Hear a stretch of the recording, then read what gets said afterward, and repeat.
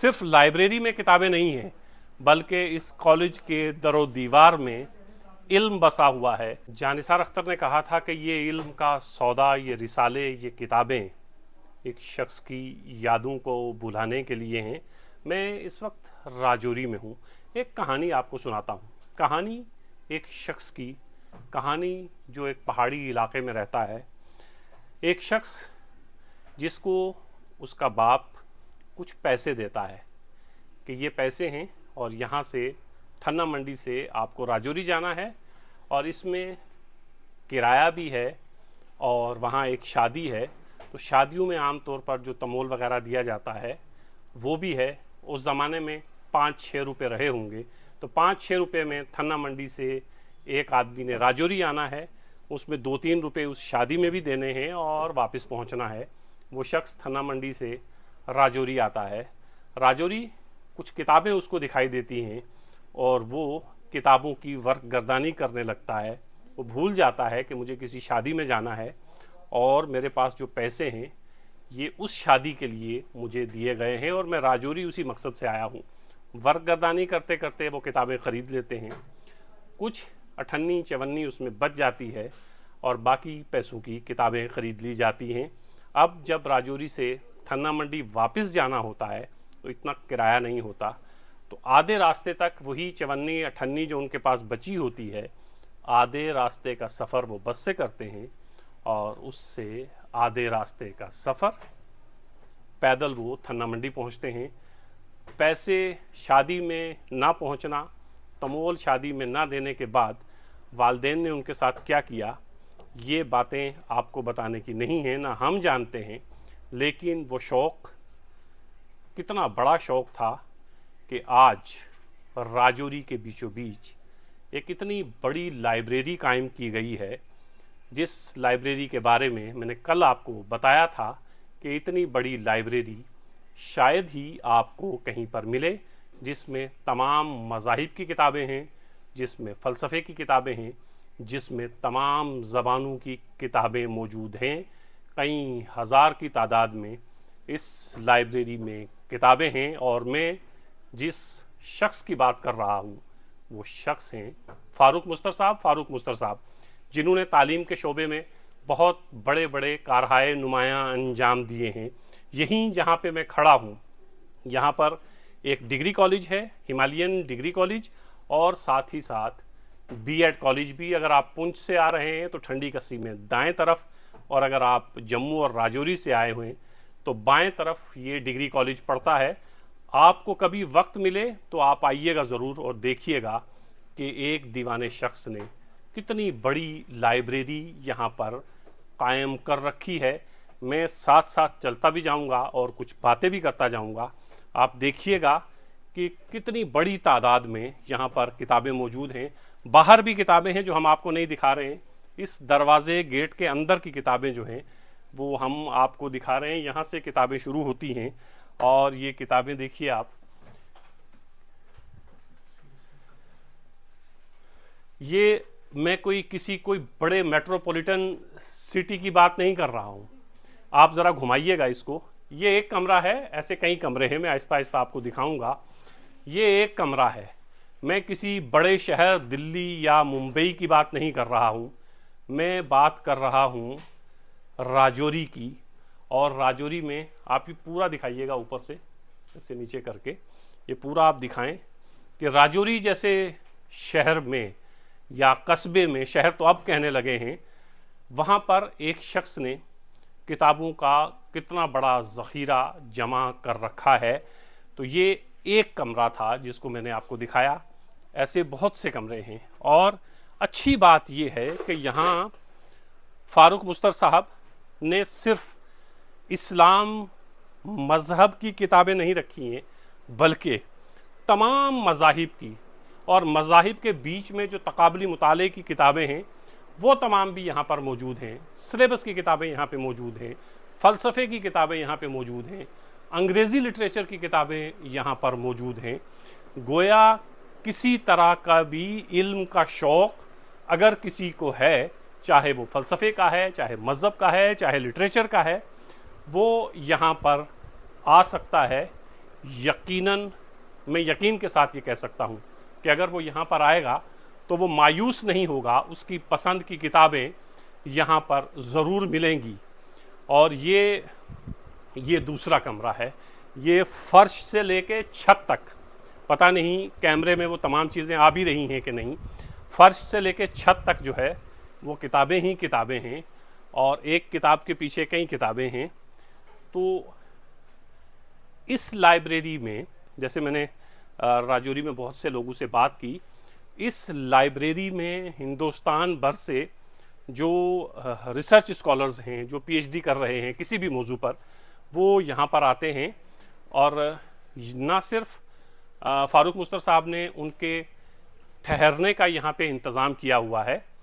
जब बाहर से कोई रिसर्च स्कॉलर आता है, मान लीजिए कोई दिल्ली से आ रहा है, कोई जम्मू से आ रहा है, कश्मीर से आ रहा है, उस रिसर्च स्कॉलर के लिए सबसे बड़ा मसला क्या होता है, जैसे मैंने खुद पीएचडी की है, मैंने जामिया मिलिया इस्लामिया से पीएचडी की, अगर मुझे कहीं जाना होता था तो सबसे बड़ी दिक्कत जो है वो ये आती है कि हम किसी दूसरे शहर में जाएंगे। मैं इलाहाबाद में जाता था तो सबसे बड़ी परेशानी थी कि मैं ठहरूंगा कहाँ, और एक रिसर्च स्कॉलर के लिए कहीं जाकर ठहरना, खर्च करना ज़रा मुश्किल होता है।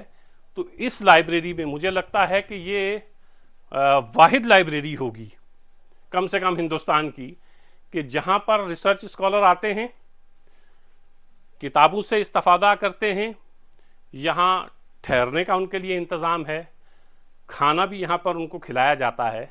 मतलब ये कि एक बार आपको यहाँ पर पहुँचना है, आप यहाँ पर पहुँच गए, उसके बाद आपके रहने का, आपके खाने का और तमाम किताबें यहाँ से, अगर कोई किताब आपको चाहिए और अगर वो ज़िरोक्स करवा के आपको दी जा सकती है तो ज़िरोक्स भी करवा के दी जाती है और उस ज़िरोक्स के पैसे भी आपसे नहीं लिए जाते हैं।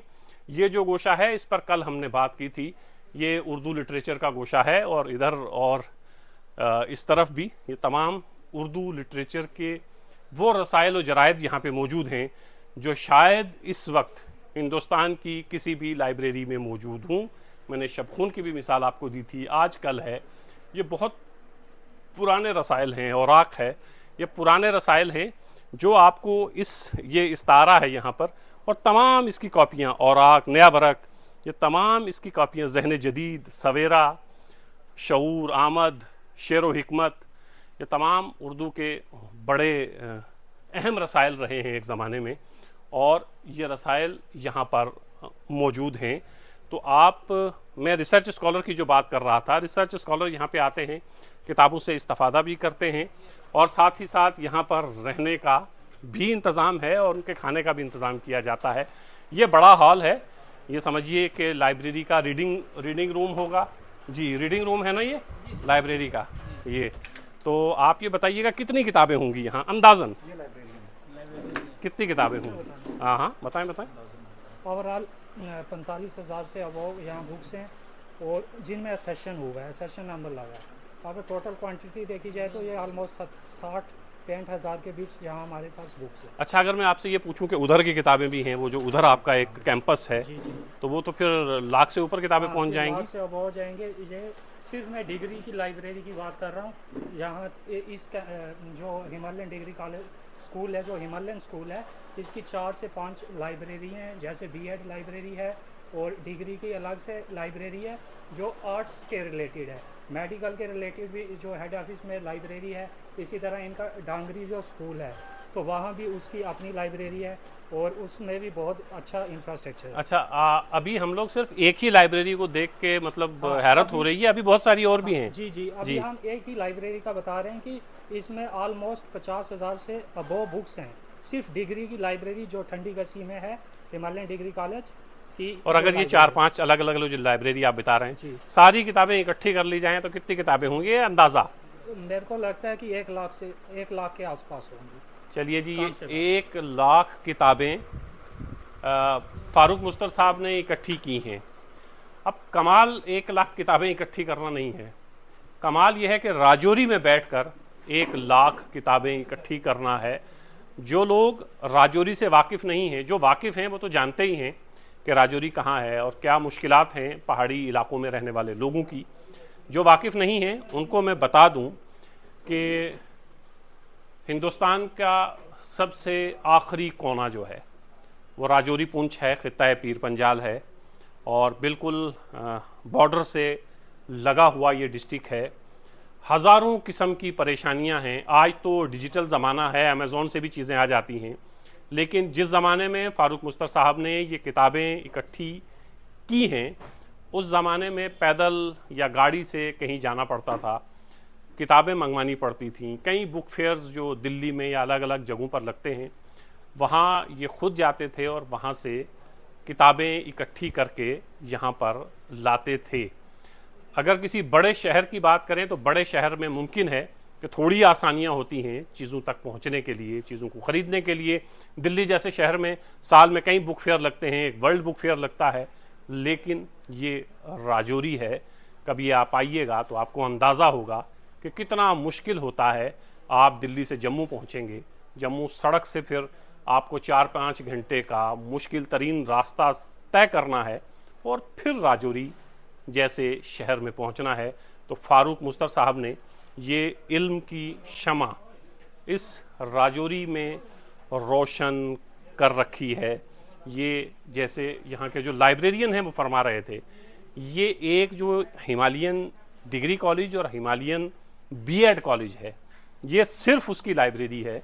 इसके अलावा 4-5 लाइब्रेरीज़ और हैं। और एक ख़ास बात, आप कॉलेज में आइए, आपको कदम कदम पे, आप 4 कदम चलेंगे तो कहीं 4-5 किताबें रखी हुई आपको मिल जाएंगी।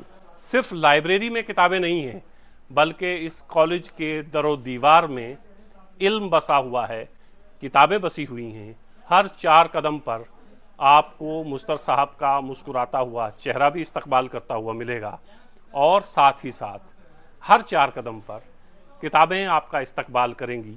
कल भी कहा था, मैं जामिया मिल्लिया इस्लामिया हो, दिल्ली यूनिवर्सिटी हो, जवाहरलाल नेहरू यूनिवर्सिटी हो या अलीगढ़ मुस्लिम यूनिवर्सिटी की लाइब्रेरी हो, इन तमाम यूनिवर्सिटीज़ की लाइब्रेरी में मैं बारहा गया हूँ। चूँकि मैंने तालीम अलीगढ़ मुस्लिम यूनिवर्सिटी और जामिया मिल्लिया इस्लामिया से हासिल की है, तो जामिया मिल्लिया इस्लामिया में रहते हुए मैंने दिल्ली की तमाम जो लाइब्रेरीज़ हैं वहाँ पर मैं गया हूँ। लेकिन मैं बहुत खुश भी हूँ कि मेरा ताल्लुक़ उस खित्ते से है जिस खित्ते ने इतनी बड़ी एक इल्मी और अदबी शख्सियत पैदा की है। ये जो नई नस्ल है वो शायद उन परेशानियों से वाकिफ़ ना हो जिन परेशानियों से गुज़र कर फ़ारूक मुस्तर साहब ने ये किताबें यहाँ इकट्ठी की होंगी। क्योंकि आज तो एक क्लिक है, अमेज़ॉन पे आप जाइए, फ़्लिपकार्ट पे आप जाइए और आप घर बैठे किताबें मंगवा सकते हैं।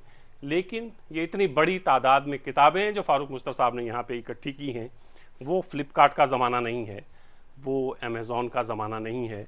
वो ज़माना है कि जहाँ आपको एक किताब भी ख़रीदनी हो तो बहुत कई किलोमीटर का सफ़र तय करके वो किताब ख़रीदनी पड़ती थी।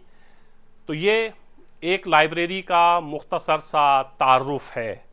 ऐसी कई लाइब्रेरीज़ हैं। और फिर ये जो हिमालयन एजुकेशन मिशन है, ये वाकई मैं अगर इस पर काम करना चाहूँ तो मुझे लगता है कम से कम 10 से 15 एपिसोड मुझे बनाने पड़ेंगे, तब जाकर फ़ारूक मुस्तर साहब के ये जो काम है इसको किसी हद तक मैं समेट पाऊँगा या उसके साथ इंसाफ कर पाऊँगा। एक शख्स ने राजौरी जैसी जगह पर इतना बड़ा काम कर दिया कि आने वाली नस्लें जो हैं वो सोचेंगी ज़रूर आज से 100 साल, 150, 200 साल के बाद कि इसी धरती ने कोई ऐसा दीवाना शख्स भी पैदा किया था जिसकी दीवानगी ये थी कि उसने राजौरी में 1.5 से 2 लाख किताबें इकट्ठी की। और वो ज़माना वो था जो इंटरनेट का ज़माना नहीं था, जो फ़्लिपकार्ट और अमेज़ॉन का ज़माना नहीं था।